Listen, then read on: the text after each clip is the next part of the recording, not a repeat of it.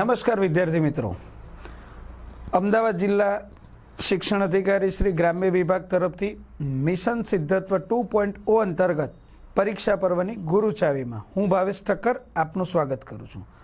ધોરણ 12 કોમર્સ અંગ્રેજી વિષય માટે આપણે ઘણા બધા વિડીયો અગાઉ જોઈ ગયા છે। હવે એક છેલ્લો ટોપિક જેની 3 માર્કની ગણના બહુ અગત્યની છે, એ 3 ગુણ આપણને સારામાં સારો સ્કોર કરવામાં મદદરૂપ થાય એવા છે।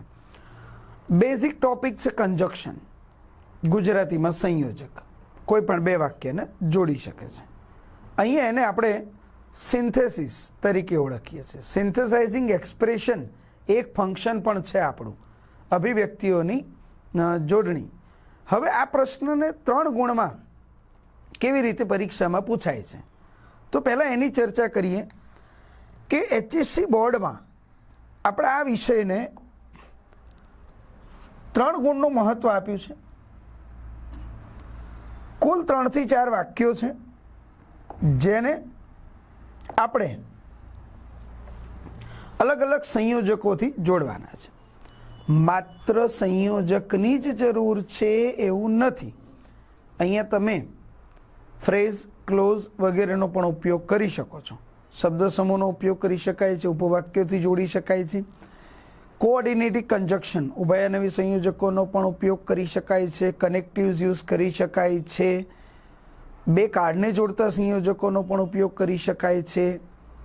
શરત એક જ છે, combine the following sentences and make one meaningful sentence. અર્થપૂર્ણ વાક્ય બનાવો। વાક્યનો જે મૂળ અર્થ છે એ બદલાઈ ન જવો જોઈએ, એ એની એક પૂર્વ શરત છે। હવે અલગ અલગ સંયોજકો એપ્રોક્સિમેટલી 36 છે। તમે એને દરેકને અલગ અલગ ઉદાહરણ અભ્યાસમાં લીધા જ હશે, શિક્ષકશ્રીઓએ તમને ભણાવ્યા છે। અહીંયા આપણે માત્ર ઓવરઓલ પ્રેક્ટિસ માટે અત્યાર સુધી HSC બોર્ડમાં પૂછાયેલા પેરેગ્રાફની પ્રેક્ટિસ કરીશું। એક પેરેગ્રાફ સ્ક્રીન ઉપર આપ્યો છે। Gandhiji is known as the father of our nation. Gandhiji આપણા રાષ્ટ્રપિતા છે। He was Born in Porbandar, તે પોરબંદરમાં જન્મ્યા હતા। આ વાક્ય અહીંયાથી આગળ જાય છે। It is situated near the ocean. Porbandar દરિયા કિનારે આવેલું છે। વી ઓલ નો ધીસ, આપણે બધા આ જાણીએ છીએ। મિત્રો 1, 2, 3 અને 4 આ 4 વાક્યોને મારે ક્રમબદ્ધ ગોઠવવાના છે, તો મારે પહેલાં ચારેયનો ગુજરાતી અર્થ સમજવાનો છે। આપણે ગુજરાતી મીડિયમના સ્ટુડન્ટ છીએ। We have to translate all this 4 sentences in our mother tongue and then after we can understand what is the meaning of this and thereafter we can join them, otherwise not. આપણે એને જોડી શકીએ ક્યારે? જ્યારે આપણને એનો તાર્કિક ક્રમ, લોજિકલ ઓર્ડર ખબર ન પડે ત્યાં સુધી વાક્ય જોડી શકાય નહીં। અહીંયા આપણને પહેલો મુદ્દો આ દેખાય છે કે સાહેબ આપણે બધા જાણીએ છીએ, આ પહેલું વાક્ય બને। શું? તો કે ગાંધીજી આપણા રાષ્ટ્રપિતા છે એટલે બીજું ક્રમ એ બને। એમનો જન્મ પોરબંદરમાં થયો હતો, એ ત્રીજું ક્રમ બને। અને ચોથું, પોરબંદર દરિયા કિનારે આવેલું છે। આવી રીતે આ વાક્યના ક્રમ નક્કી કરવા પડે। મોટે ભાગે એવું થાય છે કે બધું લાઈનમાં જ આપ્યું હોય છે, પણ ક્યાંક આવું હોય તો આપણે જોવું પડે, સમજવું પડે ને પછી લખાય। હવે પહેલું વાક્ય હું લઉં, વી ઓલ નો ધેટ। ચલો, પહેલો ચેન્જ, ધીસને બદલે ધેટ, સંયોજક બનાવ્યું। આપણે બધા જાણીએ છીએ કે, પછી Gandhiji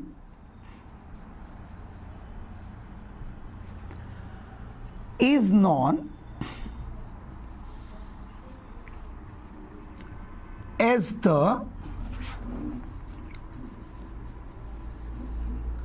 father of our nation।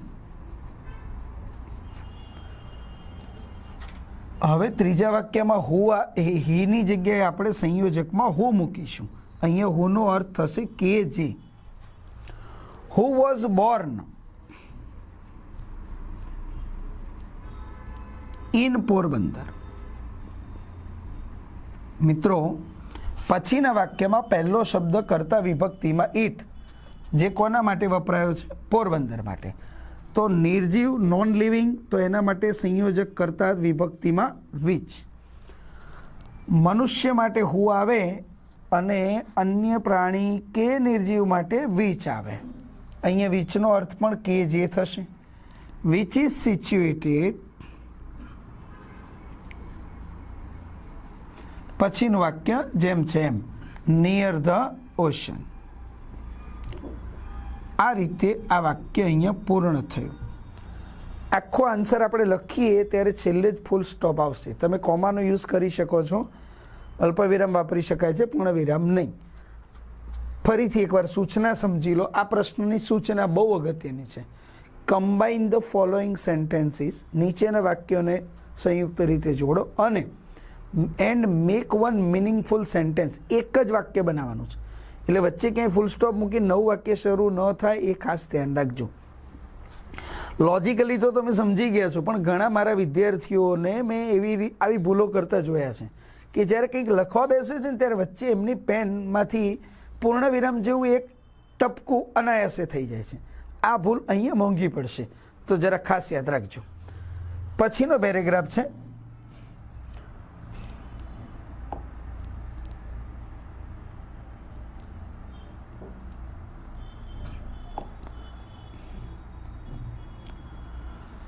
Lala was a merchant. He possessed a flourishing grain business. જેનો ફૂલેલો ફાલેલો અનાજનો ધંધો હતો. He made a mistake of taking as partner a dishonest man. તેને એક અપ્રામાણિક વ્યક્તિને ભાગીદાર લેવાની ભૂલ કરી.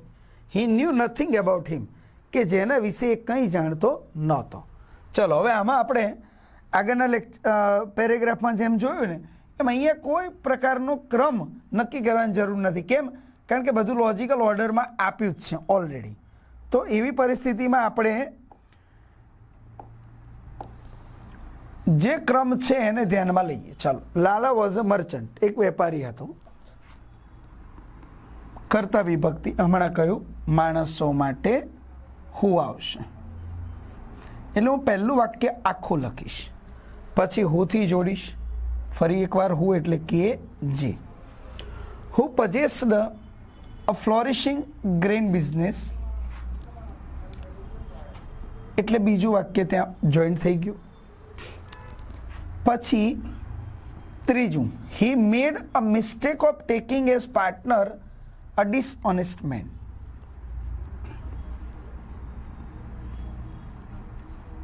બટનો ઉપયોગ કર્યો,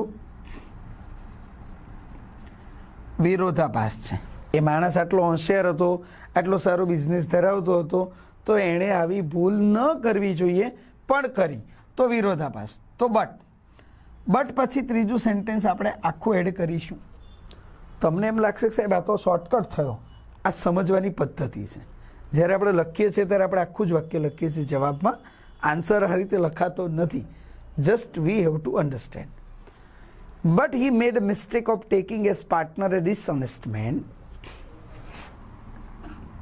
તેણે એક અપ્રામાણિક માણસને ભાગીદાર બનાવવાની ભૂલ કેમ કરી એનું કારણ પાછળ આપ્યું છે. તો કારણ આવે એટલે because આવે. Because he knew nothing about him. અને ચોથું વાક્ય એમનું એમ. મેં તમને પહેલા જ મુદ્દામાં કહ્યું હતું કે લગભગ ક્રમ આપેલો હોય છે.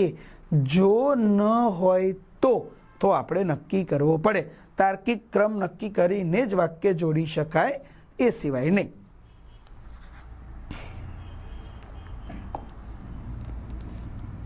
એના પછી એક પેરેગ્રાફ લઈએ છીએ. મિત્રો હમણાં કહ્યું, ફરી એકવાર કહું છું, આ માત્ર ને માત્ર પ્રેક્ટિસ માટે છે અને એ પણ HSC બોર્ડમાં પૂછાયેલા પેરેગ્રાફ છે. એટલે કોઈ વિદ્યાર્થીના મનમાં પ્રશ્ન થાય કે સાહેબ આવું પૂછાય? હા બેટા, પૂછાયેલું છે. ચાલો. અહીંયા that cheque did not get clear, એ ચેક ક્લિયર થયો નહીં. કયો? તો the cheque was drawn in to be in favour of her friend, કે જેની ફ્રેન્ડની ફેવરમાં આપવામાં આવે તો.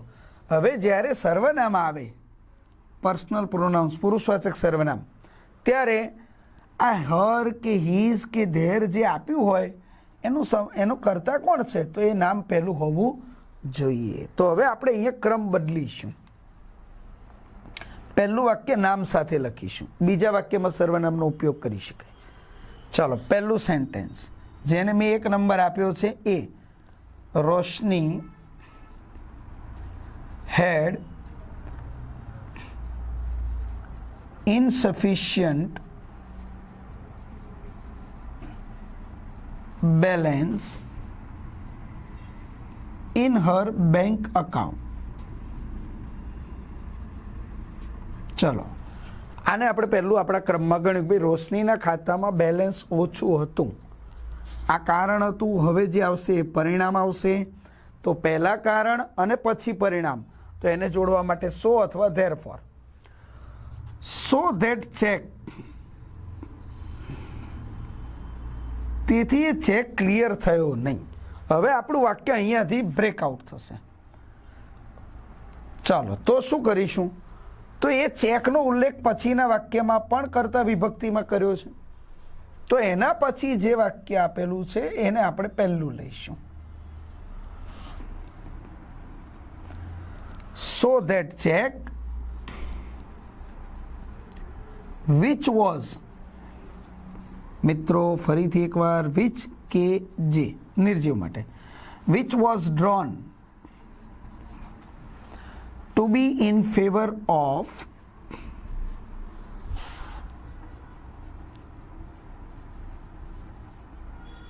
her friend. આગળના વાક્યનો જે ક્રિયાપદ સાથેનો પોર્શન રહી ગયો, મતલબ આપણે એને ડ્રોપ કર્યો, તો એને અહીંયા જોઈન્ટ કરીશું. Did not get cleared. બોલો, ઓકે.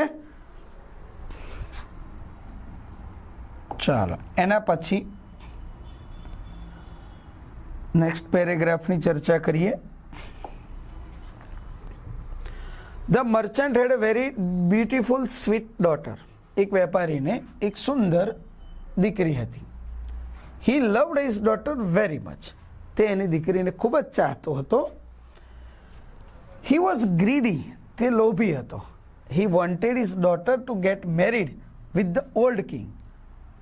તે પોતાની દીકરીને એક વૃદ્ધ રાજા સાથે પરણાવવા ઈચ્છતો હતો. ચાલો, પહેલા ક્રમ નક્કી કરીશું. તો પહેલું વાક્ય જ પહેલું આવશે. The merchant had a very beautiful sweet daughter. એ વેપારી પોતાની દીકરીને ખૂબ ચાહતો હતો. હવે હું બીજા વાક્યમાંથી હિઝ ડોટર શબ્દ કાઢી નાખું છું. એના બદલે સંયોજક તરીકે WHOM, ગુજરાતી અર્થ થશે કે જેને. The merchant had a very beautiful sweet daughter whom he loved very much.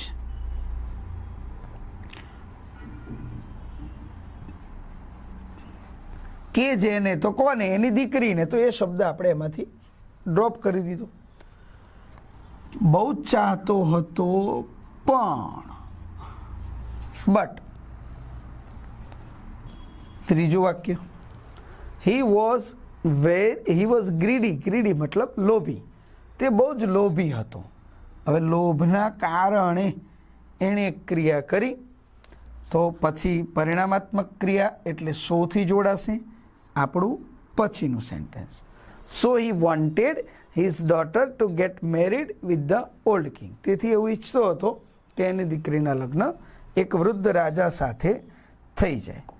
ચાલો, એના પછી એક પેરેગ્રાફ લઈએ છીએ. Mister Joseph was a principal in a primary school. એક પ્રાથમિક શાળાના આચાર્ય હતા. The school was in Anand district. અને એ શાળા આણંદ જિલ્લામાં હતી. He was a pious, kind and helpful. તે બહુ જ દયાળુ, મદદરૂપ વ્યક્તિ હતા. Many students and parents appreciated him for his work. ઘણા વિદ્યાર્થીઓ અને વાલીઓએ તેમના કામ માટે એમની પ્રશંસા કરી હતી. ઓકે, હવે આ બધું આ કર્તાની આજુબાજુમાં ફેરવ્યું છે. Mister Joseph was a principal in a primary school. એક પ્રાથમિક શાળાના આચાર્ય હતા. એ સ્કૂલ આણંદમાં હતી. એટલે તમારે આટલું લખવાનું નથી. એટલે પહેલાં બે વાક્ય સીધા જોઈન્ટ થશે. Mister Joseph was a principal in a primary school in Anand district. ત્યાં આપણું વાક્ય અટક્યું. કે જેવું who was pious kind and helpful, કે જે બહુ દયાળુ અને મદદરૂપ વ્યક્તિ હતા. ત્રીજું સેન્ટેન્સ અહીંયા જોઈન્ટ થશે. ફરીથી એકવાર પહેલું વાક્ય આખું લઈશું, એની પાછળ બીજું ઇન આણંદ ડિસ્ટ્રિક્ટ એ રીતે જોડાશે. આ પ્રિપોઝિશનથી વાક્ય જોડાય એને ફ્રેઝ કહેવાય, શબ્દ સમૂહ. હુથી ત્રીજું વાક્ય જોડીશું. Who was pious kind and helpful.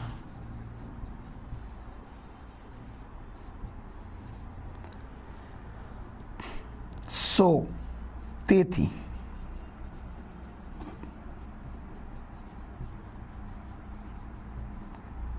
પછીનું વાક્ય એમને many students and parents appreciated for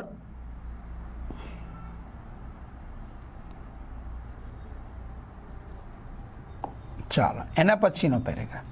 the train coming from Surat it was going to Bhopal. Train સુરતથી આવી રહી હતી, ભોપાલ જઈ રહી હતી. ઇટ વોઝ રનિંગ લેટ, એ મોડી હતી. ચોથું વાક્ય આપ્યું. The ticket checker informed us this. અમને ટિકિટ ચેકરે આ માહિતી આપી. હમણાં આવું એક વાક્ય આવી ગયું હતું, ધીસનું આપણે ધેટ કર્યું, એટલે આ વાક્યને આગળ લઈશું. The ticket checker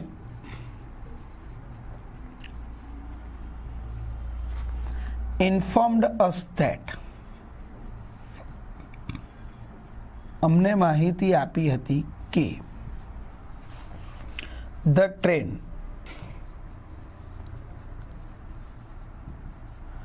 coming from Surat,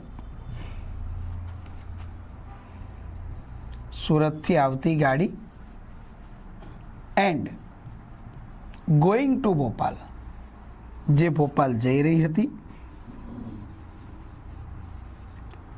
was running late, એ મોડી છે. પહેલા બે વાક્યને આપણે ધેટથી જોડ્યા, બીજામાં એન્ડનો ઉપયોગ કર્યો અને આ ક્રિયાપદ સીધું પાછળ જોડી દીધું, આટલા અલ્પવિરામનો ઉપયોગ કરીને. મેં હમણાં પણ કહ્યું હતું, માત્ર વેન, વાઇલ, બિફોર, આફ્ટરનો ઉપયોગ નથી કરવાનો.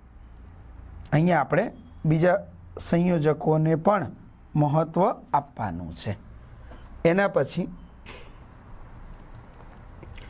Last paragraph of this video. The directions were given by the science teacher.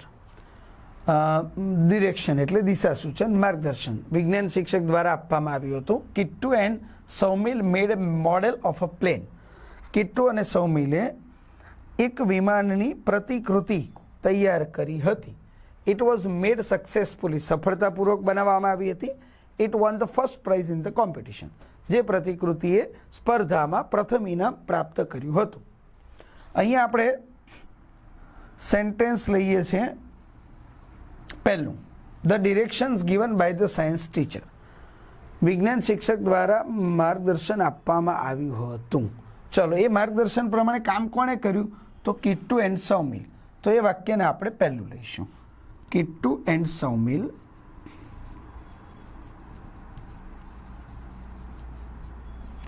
made a model of a plane. હવે પછીના વાક્યમાં જુઓ તમે, એ મોડેલ બનાવવામાં આવ્યું હતું તો પાછળ એડવર્બ છે, વેરી સક્સેસફુલી, તો એને આપણે સીધે સીધું જોડી દઈશું.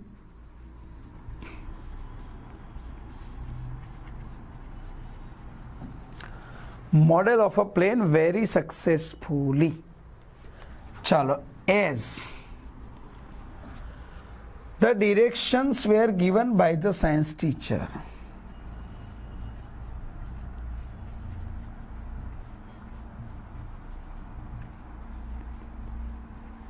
મિત્રો આ રચના મેનર્સ કહેવાય, શોઈંગ મેનર્સ ના પ્રમાણે વિજ્ઞાન શિક્ષકની સૂચના પ્રમાણે એમના માર્ગદર્શન પ્રમાણે બનાવવામાં આવ્યું હતું.